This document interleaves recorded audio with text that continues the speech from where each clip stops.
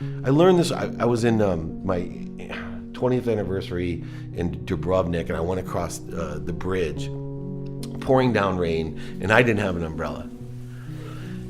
And I'm walking really swiftly, and in complete humility, there was a beggar, about at the first third of the bridge, and the bridge is about a half a mile. And he was just on his knees, folded, elbows to the ground, and wasn't looking up, just hands out. And because it was raining, one of the things I've learned in my legacy is I don't pass by those who need. Right? Because you're not living in a world of more than enough. Trust me, you live in a world of just enough or not enough, you're going to attract just enough and not enough. I live in a world of more than enough. Therefore, if somebody has their hands out, I'm going to give something. I'm going to give what I can. Well, it was raining and it was cold, and I'm with my wife on my anniversary, dressed up, and I walk by and I see those hands and I don't stop. And every step that I take with her, faster and faster, it's drawing me back. Right? My now is so much different because my now is being of service. And how can I expect others to help me if I'm not willing to help myself? And I get almost 2/3 across with the pouring down rain, and it did not stop. And I looked at her and I gotta go. She's like, you're gonna run there without me to the other side? I'm like, no, I gotta go back. You forgot your cell phone? No, I gotta help him. From pray.com, this is Life, Leadership, and Legacy. Every week, we give you the stories, values, and actions driving the world's most passionate leaders. On this podcast, we'll hear about the lives of pray.com's most devoted leaders. Listen to the experiences that have shaped their life, the mistakes they've made, and how they've learned to fulfill their destiny while leaving a legacy of helping others. On episode 3 of this 3-part series, David Meltzer, award-winning humanitarian, international speaker, best-selling author, and chairman of the Unstoppable Foundation, teaches us that legacy is all about what we do now. We learn it is important to be a motivator and not a manipulator. We must always be the leader that helps people in need. The last question that I ask every week on my podcast is, what legacy do you want to leave?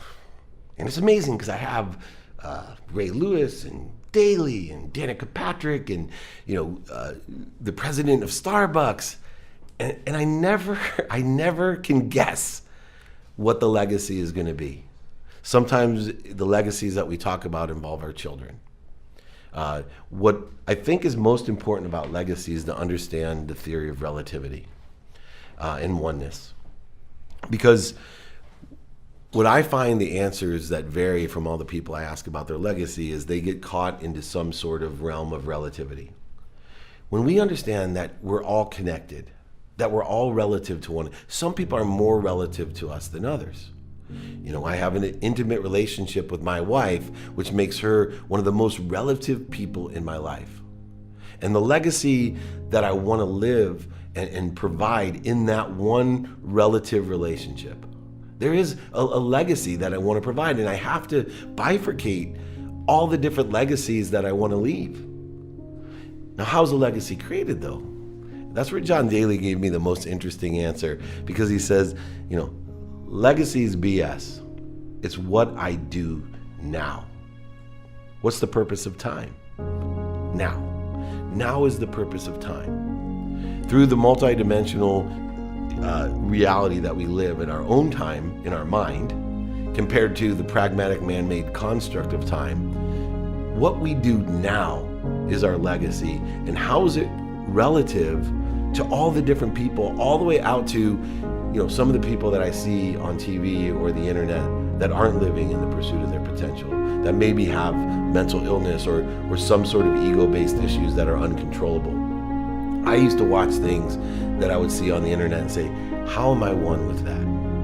How am I one with evil? As I read about certain tragedies and horrific things that happen, even here today in California, as we had a tragedy the other week at a bar, and then we have the fires. And how am I one? How is that part of me? Because that's not my pursuit.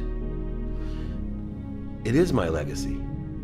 It's my legacy of how I make it relative to me. How is some innate evil relative to me? Am I going to be out? There's a story that I grew up with in my culture about, the Holocaust. And, I grew up with Jewish culture in my life. And my brother, who is a famous rabbi, but they tell the story about first they came for the Italians. I wasn't Italian, so I didn't care. So how's it relative to me? What's my legacy? Then they came, for the Asians. I wasn't Asian, and so I didn't care. Then they came for the tall people. I wasn't tall, so I didn't care. Then they came for the Christians, and I wasn't Christian, and I didn't care. Then they came for the Mormons. I wasn't Mormon, so I didn't care. Now they come for me, and there's no one left. That's the legacy. That's the understanding of relativity, that you need to be leave a legacy to everyone, to a oneness. I will leave a certain legacy to my wife. I will leave a certain legacy to my children. I want to leave a certain legacy to my community. I want to leave a certain legacy of content for everyone, for those that I don't know. I want to leave a legacy with my relationship to God, which is solely and individually mine, that I don't have to put any judgments on anyone. I want people to be inspired by that which inspires them. I want to leave a legacy of empowerment, of life and leadership. Legacy is so important, because if we are pursuing our potential and we're focused in on the now, the legacy will take care of itself. Once again, which has to go back to all the core values of what we're pursuing. Our personal values, and how is that going to create a legacy for us? Our experiential values, right? I leave a legacy of my business. I leave a legacy of anyone and everyone I touch. I tell a story, talk about legacy. We don't understand the blessings and the value that we have as appreciators. If someone asks you, what you want to live your legacy? As an appreciator of all that's relative to me. I want to be an appreciator of all that's relative to me, which means I want to be grateful for everything that's happened and everything that's come through me, but add value to it. Now, I'm in the pursuit of that. I joke around and say, a legacy, I put it down in my signature. Two things that are interesting about my email signature that I've changed. As I've been given accolades and awards and what I call, the non-inspirational types of things that we deal with, I used to list them out, right? All top author and podcast and TV show. And I'm looking at it as I'm emailing going, who cares? Instead, I changed it to one simple line: res ipsa loquitur. That which speaks for itself. That which speaks for itself. That's my legacy. Now, is it all going to be positive? No, because I'm human. I have made mistakes. I've made mistakes. I lived the first part of my life as a manipulator, a legacy of a manipulator. And there's people that no matter what I do, I'll always have the legacy of being a manipulator. I oversold, I back-end sold, I manipulated, even sometimes lied to people. I did it. And I would venture to say almost everyone that I've met, if they can illuminate and be accountable and honest, have done the same things at times in their lives. I have forgiven myself for that. And I have asked for forgiveness for others through the forgiveness that I have for myself. But that's part of my legacy. Losing everything is part of my legacy. Legacy doesn't have, it's what people do with their legacy, the now of that legacy. And not to be ashamed, I don't carry negative energy towards any of the things that I did in the past, because I can't do anything about it. And it's reps ipsa loquitur, that which speaks for itself. But I will tell you, over a decade, my pursuit of being a motivator, a leader, to live in service, to be of service, to be an appreciator. Every single thing I do, I try so hard to be grateful for and to add value to it and allow it to come through me for the benefit of others, without the fear of loss, without the ego of the need to be right, offended, separate, inferior, superior, guilty, shameful, unworthy, all the different things of the ego that exist every day. Your legacy is just like working out. Someone asked me today in one of my coaching calls, how long does it take if you do something every day to get it into your unconscious competency? I said, I don't know. And I know the system works from the cellular memory to the neural pathways into your energy and genetics. You can actually deactivate and activate the DNA that you want. But I will tell you this, it's just like working out. You can be in the best shape of the world, but if you stop using those muscles, sooner or later, it's going to revert to where you were. Now you build up a resistance, you have a better longevity, you have a better legacy of your own physicality, of your own conscious, subconscious, and unconscious, your own legacy, but you need to be consistent. The two key phrases of the definition of happiness, of the enjoyment of the consistent, persistent pursuit of your potential, to me, is the pursuit and the consistency. Because to me, if you're consistent and in pursuit, everything else follows. You're going to enjoy it, you're going to be persistent, and you're going to reach your potential every day. So the two key words are, can you consistently pursue something? Can I consistently be grateful? Can I pursue that every day? But in order to do that, we have to understand our legacy of what we're leaving behind, or what we're doing. When we say leaving behind, there's another element just came to me. I always say that the past projects our future. Well, our legacy is how the past perceives us. Our past perceives us. So most people think of legacy in terms of my legacy when I die. Everyone in the past, how they perceive me. Is it by the Dave Meltzer Sports Law Excellence Fund at Tulane University? I joke around and say, with the different things that I see in schools, I walk around and every building at a college is named after somebody. And I think to myself, how many people do I know whose name's on the building at the two universities that I went to? All the millions and millions of dollars that were raised through ego. I don't remember any of them. I don't know what any of the named buildings are. I don't know who those people are, and they must have had significant, but they left a legacy. They left a legacy. It was not their name on the wall. Their legacy is providing an opportunity for others to learn. I don't know the person that gave the money to my scholarship to college, but there's a big legacy because of what I've been able to do with that edge. I never would have been able to go to college but for the fact that somebody put up money to my university for me to go there. And now I've been able to do the same thing for hundreds of people to go to school. And Warren Moon, my business partner, hundreds of people. The legacy of now is whatever you've done up until now and who is relative to you in that matter, because you never know. I'm the chairman of the Unstoppable Foundation, and one of my favorite stories is this gentleman who was sponsored in Africa by a woman. He didn't know who she was, but she gave a couple dollars a day. And she paid and continued to pay for him until he graduated from Harvard, became a very successful human rights lawyer, changed millions and millions of lives. And at the time, he wanted to find this lady. And he always thought she must have been this rich woman, who was his benefactor, who changed his life. But it wasn't.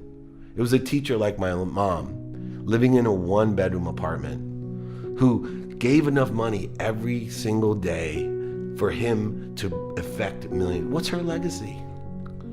What is her legacy? What's her now? And your legacy is every single day of your life, you carry your legacy with you. And I work on my legacy only to be of service and to ask for help because I don't know. I can't. I always say, if you look far enough into somebody, you're going to find the same thing as everybody else. Everyone makes these mistakes. And that's part of my legacy. I say illuminate the negative part of your legacy so others can do like you and learn from it and find the miracle or blessing in it. I look for blessings and purpose into everything. I tell a story walking in the UK, and there was a homeless woman. Talk about legacy. Homeless woman on the street. All she had was a pen and a paper. And I walked by her, and I was drawn to her, and I said, "Excuse me, ma'am, how can I be of service? What can I do for you?" And she looked at me with her pad of paper and pen, and she said, "I'll sell you this for $1 million." I chuckled like everyone else, not understanding blessings, purpose, or value, true blessings, purpose, or values. And I said, "Well, I really can't do that, but can I buy you something to eat? Or here's 20 euros. Would that help?" She said, "No." I said, okay. And I kind of looked at my wife and walked away. Now, I made up that story to prove a point, because what if that lady was J.K. Rowling's? And what she offered me for $1 million was a multi-billion-dollar property from the richest woman in the UK. As she sat there homeless, everyone else with a different legacy and perspective, not a legacy of finding the blessing and value and appreciation in everyone. We're so stuck in a pragmatic world of 24 hours and a monetary gain that we don't understand that the values, the appreciation is far beyond our awareness or belief. And legacy and understanding legacy is not just our own, because everyone else is relative to us. So what's going to be your legacy to me? And how can I illuminate the things and forgive the things that you may do that may not be the things you want in your legacy? But I guarantee you this, as my signature above Dave Meltzer, res ipsa loquitur, what it says is unconditionally. Unconditional judgment. No judgments of my past or of yours. Full faith that we're all doing our best. Now, are there some people out there that are mentally ill and do things that don't make sense? Yeah, it's an issue. But I have full faith that everything has its purpose and its reason. I have full faith and gratitude in every single thing that happens. And I will illuminate not only what I do, but what others do for the benefit of others. Not just the unconditionally. As my mom, when she was told that I lost her house, and unconditionally just said, how can I be of service? Do you need anything? Instead of worrying about herself. That moment to my life changed my signature forever. Now, the real signature should read hypocritically, because I think it would make people feel more comfortable. That we're all hypocritically living life, because we all make mistakes every day. One of my favorite things when I start a new training or have a bunch of people, I love to start out by saying, who here has made a mistake? And everybody raises their hand. Right? When I have new employees and everyone, just raise their comfort level to understanding their legacy. Our legacies are made not just by our achievement and our successes, but by how we have reacted to the legacy of mistakes, the legacy of imperfection, the legacy of hypocrisy. Now, to me, it's amazing how some people can devoid themselves of time. I look at, Nelson Mandela, and I think of a legacy. What was his legacy his first year in jail? What was his legacy his 5th year in jail? What was his legacy the 10th year in jail? What was the legacy the 20th year in jail? His 25th year in jail? His 27th year in jail? It changed. His legacy changed. And today, his legacy is tremendous. The legacy of Einstein, of Disney. What was the legacy of Disney when he went bankrupt for the 6th time? And he had to go home to his wife and say, hey, sorry, I've lost everything and really failed again. But don't worry, because I'm going to create a kingdom about a mouse. Everything's going to be okay. Our greatest icons of legacy have all had one thing in common. Tremendous failure as their legacy. Tremendous manipulation. Tremendous ignorance. They had to learn. Abraham in the Bible, read it. Right? He was 80 years old. There's a long line of mistakes that were made. Einstein. Einstein is you ask anyone in the world, not just United States, in the world, who's the icon? What's the icon for genius? Everyone, invariably. Einstein? Really? Because part of his legacy was when he was creating equals MC squared was to be ostracized because nobody else believed it or understood it. His relativity to his community was an extraordinary poor one. And he made a ton of mistakes. He got divorced and he caused all kinds of human stress. But when you ask people who and what is genius, they say Einstein. When you say entertainment, 6 bankruptcies and all types of manipulation and mistakes, right? We all say Disney. We all say Disney. Isn't it incredible? When we look in the Bible, who do you say? Abraham. Go ahead and read about what happened to Abraham as he got until he was 80 years old. The amount of mistakes. But what's Abraham's legacy? What's Moses' legacy? What is your legacy? I'll tell you what your legacy is. Your legacy is your now. And the purpose of time is now. And if you can live unconditionally and be an appreciator and living in the four core values of gratitude, empathy, accountability, and effective communication, if you can live your life and pray, may God put 10 people in front of me that I can help. Can I be of service? And more importantly, can I find somebody that can help me? Every time we ask for help, what we're doing is making a statement that we are not whole without others. That's why we make mistakes. Because the more people that we all put together, the less mistakes we're going to make, because everybody has their own core competencies. Conscious, subconscious, unconscious. As we join everybody together as one, as we command and work with each other for the benefit of all, that's when the oneness happens. That's when the motivator comes, the legacy that we're looking for. What legacy does really everybody want? To be happy. Right? If I could guarantee you happiness from the time you open your eyes till the time you close it, would it be enough? I ask that question around the world, and invariably everybody says, yeah, of course. If I could just be happy. The funny thing is, I never talk about economics. I never talk about health. I never talk about relationships. Happiness is enough. Happiness is what creates our legacy. And it's not just enough for us to be happy, because our vessels aren't big enough. We need to empower others to be happy. And I don't care if you can change one life as a legacy, 100 lives, 1,000,000 lives, or 1,000,000,000 lives, which some people are able to do. It doesn't matter, because your legacy is happening every day.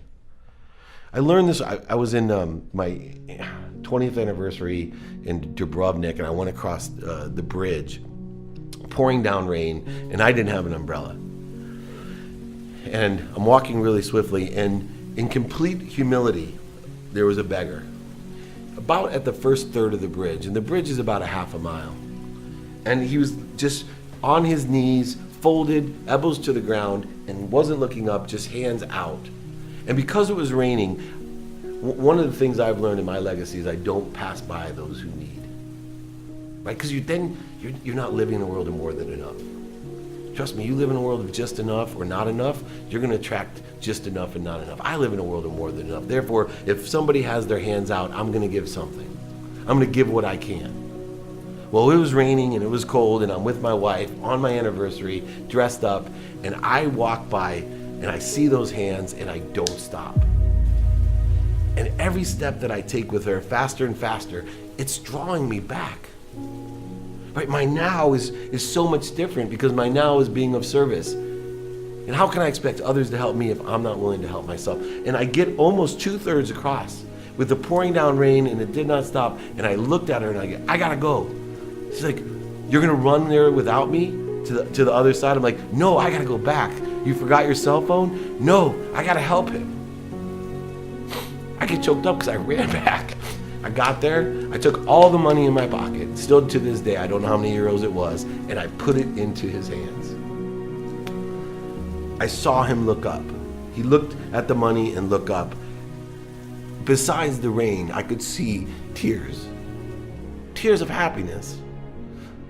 That didn't mean anything to me. But it changed my life still today. I get choked up thinking about it. That's my legacy for that day. Now, is that my legacy for my life? No, only to that guy. That one person who I don't know his name, that's relative to me and the story itself, but that's not my legacy. I could tell you 10 stories about shitty things, excuse my language, bad things that I've done. And I learned from them, so that day came where I could help that person.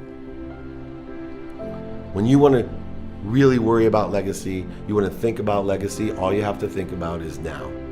And being res ipsa loquitur, being unconditional, enjoying the consistent everyday, persistent without quit pursuit of your potential to create the greatest legacy for all, because we don't know how far it reaches. And understanding that some people are more relative than others, but just because we leave a legacy to one, we don't know how many it'll affect. And I want that legacy for others to be that legacy of gratitude, empathy, which is forgiveness, accountability, and effective communication, a legacy of living an inspired life. Be a motivator, not a manipulator. That's what I wish my legacy to be every day, as well as everyone else.